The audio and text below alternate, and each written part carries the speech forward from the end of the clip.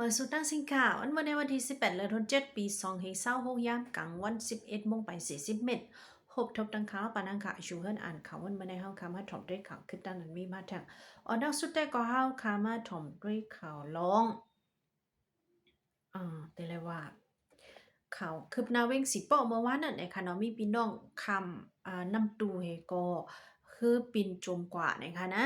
เกี่ยวเลยร้องนั่นเองค่ะเลยลาดไว้ปันอีกหนึ่งก็ในข่าวคืบหน้ามันไรมากนะคะคืออันล่มจมกว่าปินคอมกว่าได้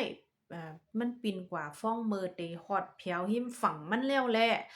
มีผู้เลไรครับตั้งมาเจ็บสังมีเพลลูกตายเนี่ยค่ะโคของกำพองได้ก่อนไรป้ากว่าจอมนำให้ลูกซุมอิดออดกวยอันอย่างอันลงมันได้ก็มีพี่น้องคนเมืองปืนตีจอยแถมกันเสียเอาขึ้นมาไรอยู่นะคะเนาะในก็เป็นข่าวลี้นะคะ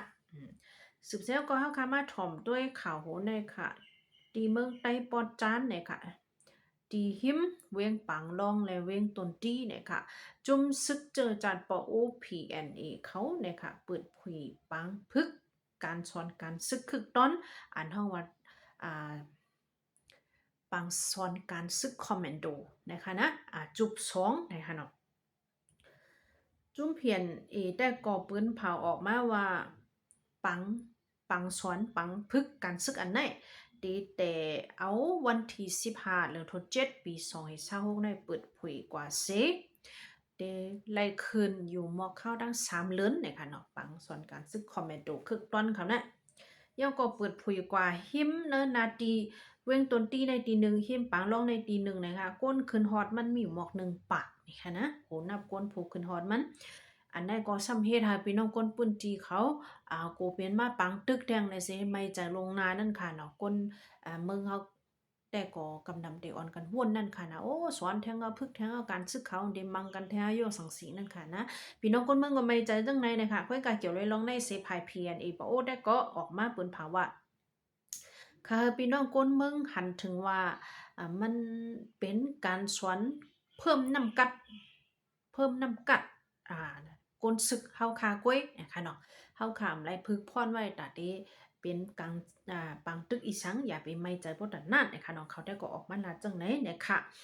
ได้ก็หูนึกนะคะเนาะอ่าย่อก่อเนอใจเว้งปังร้องสีเสียงเมื่อได้ปอดจ้างยามต่อแล้วเนี่ยก็เฮาคาดเดเลยหันว่าบางทีเนี่ยก็มีลองเคียงแข่งกันซึกลองจัดทัดเฮาแห้งสังสิงเจ้าไหนนะคะเนาะ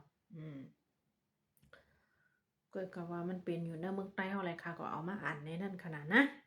กำในข่าวใหญ่ข่าวลงแทงโหนึงนะคะในขอกขังเว้งเกียงตุงมีลองปึดยื้อกันกนเมืองเขก็หนึ่งลูกตายหมาเจพาก็ว่าในค่ะ ก้นแขเจ้าในได้ก็ไปเป็นจุ้มจ้าเพียนอันยอบไรมาดีเว้งตาขี้เล็กนะคะนะจุ้มเขามาตกของอยู่ที่เว้งเก้งตุงเสอ่าเดเลยว่ามีลองโอนอ่านพิษหม้อกันนะคะกำไนไผ่ห่มลมตับซึกอันเอาห่มลมไว้ขอขังเว้งเก้งตุงเนี่ยก็จังไรปุดยื้อเนี่ยเนาะถึงตีไรลูกตายกว่าหนึ่งก็มาเจ็บหาก็นะคะนะอ่า ซึกหันอันแล้วกองยื้อยาเจ้าในก็อ่าข่าวได้ก็แต้มไว้ว่าเฮ็ดลองแหลกหลายไข่เป็ดดีอยู่มันเหี่ยวนะคะนะจงได้ปันดังพิษได้กลมฮู้นะคะเนาะในก็โหนึกนะคะได้ว่าหลากหลายค่ะนะคนเมืองแขในเฮ็ดพิษเจอบ่ย่อมมันบ่มีเผอหัดเอาตายนะคะเนาะตอนนั้นเกาก้างว่ายอบก็ส่งบันขึ้นในขนำหัดเอาตายเนาะในก็โหนึกค่ะ กำไนค่ะตีเวียงตาคีเล็กตีโฮงแฮมจินหลงตีหิมโฮงแฮมจินหลงเวียงตาคีเล็กยอบไหลก้นเมืองเข60ไป2เกาะในค่ะเนาะยอบไหลกว่าเนวันที่14แล้วทน7ปี2026ในเลยค่ะข่าวแต่ก็ตึกขึ้นมาเลยค่ะก็เลยรู้ปันนั้นหานะในวันที่14แล้วทน7ปี2026ยามโหคำนั่นนะคะเนปอกป่าซักเคินหลังนึงนะคะเนาะมันมีหิมโฮงแฮมจินหลงนะคะคนเดี๋ยวเลยว่ากลหลักเหตุการณ์จับยันค่ะนะเขตนะคะ60ไป2เกาะยอบป้ากว่าก้นเปิดชนนั้นจื้อห้องว่าอู้ไอเป้งเนี่ยค่ะที่ได้มันจะเกี่ยวสังค่ะเนาะกินจังเปิดชนบ่เนาะย่ายอบออกค่ะนะ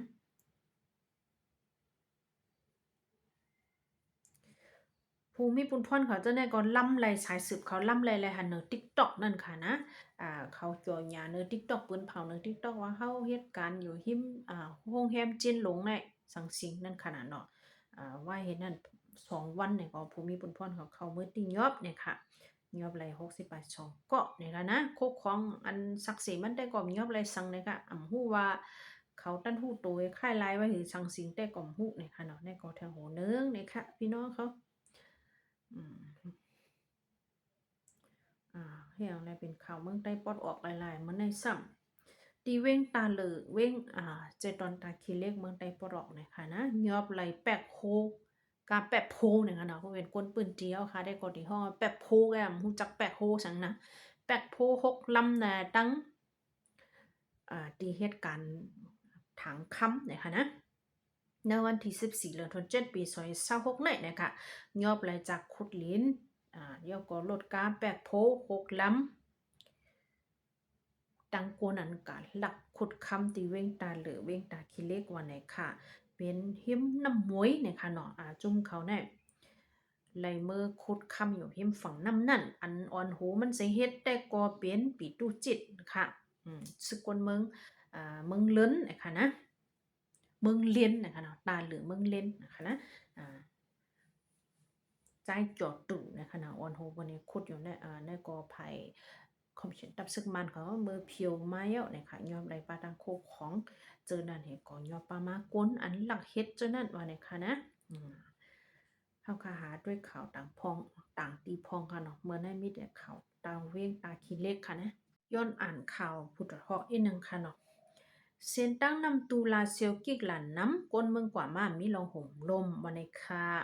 เสดังนำตูลาเซียวจึงใต้ปอดของจมยิบกองกลางตั้งกิกหลันน้ำปรากฏทัดก้นกว่าตาไปตั้งเฮาแห้งก้นเมืองมีลองห่มลมไว้หลังปางตึกแผ่นเยียนซึก1027ปอกกำ2มาในเส้นตั้งนำตูลาเซียวลูกไกวนำอันไกวแห้งเป็นหิมวันอีนายมังตีถึงเตรียมจังกว่ามากอบในเจ้าก้ากำนำไรกว่าตั้งเส้นตั้งเมืองเย็นเส้นตั้งนำตูเมืองเย็นลาเซียวในกิกหลันซึกตะอ้างเทียนเอลและเกาก้างMNDเขาไปกดทัดก้นเมืองเฮาแห้งก้นใจอยู่เองนำตูก้อหนึ่งลานในผู้ใจฮอว่ากิกหลานน้ำแล้วก้นเมืองจังกว่ามาถังหางรอดแล้วก้นวันเฮาคาซ้ำกำนำอ่ำปองความซึกร้อยซึกแขเจ้านั่นแลอยากกินเจอค่ะอะไรไม่เจอนะพูดดีกว่าแล้วมาแล้วก็เลยด้วยว่าจงได้มีกิกหลาน5บ่มีเก๊กไหนบ่มีตังลัดไหนใครลัดเอาบ่เป็นไรได้มใครยากิกใครยาหลานเลยกูไว้เจ้าไหนคะเนี่ยค่ะเนี่ยก็ปองใจลิลีเนี่ยค่ะเนาะเมืองใต้เฮาค่ะเนี่ยมันก็เหมือนเฮาค่ะกว่ายากิกมานั่นน่ะเจ็ดเท่าๆยังใครยาเขานั่นขนาดนะถามมันปุ้นอันไหนนะคะเนาะอยากกินเจอเลยค่ะย่ามเหลียวบ่ได้กว่านำตูลาเซียวเลยกว่าตั้งเซียนเมืองเย็นเลยปันกาก้าหนึ่งก็40,000เปียในค่ะเนาะก็มายังไงค่ะนะน้ำมันเครื่องจากก็หายยับโหย้อยไม่ได้มองได้ค่ะอันเต็มมันได้ก็พี่น้องเขามือปั่นแห้งไรเนื้อสึกค่ะพูดได้ฮอกไลท์เนี่ยค่ะเนาะลองตัดคือมักตัดน้ำมันให้ขายบันเนื้อ พี่น้องก้นเมืองเวงตาคิเล็กแต่ก็คาไรลูกกับปะเนาะนะคะนะเนื้อปวดหอในอะไรว่าหาวแห้งนั่นค่ะเนาะย้อนน้ำค่ะเมืองใต้ปวดออกเนี่ยมันเรื่องลดการ1 ลำไร5 ปรับเงินไทยเนี่ยค่ะนะลดเครื่องซ้ำไรเอา50 บาทเงินไทยมันก็แห้งป่นดีจังกว่าเลยไรเตะๆเนี่ยค่ะเนาะหับลูกสูงลูกอ่อนย่ำป้อเนี่ยค่ะนะคอมเชนซึกมันหางแฮนเอาโคของอันติ่งยอบไรที่เวียงลาเซียวขายขึ้นวันไหนค่ะ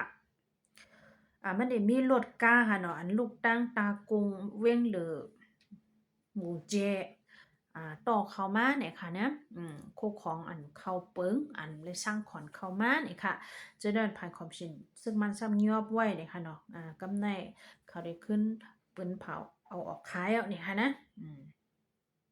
ก้อยกำไปแล้วหัววันเหลอเนี่ยค่ะเนาะในก็สื่อข่าว SPM แต่เมื่อหนังในจุ่มเขายอบไว้โคของ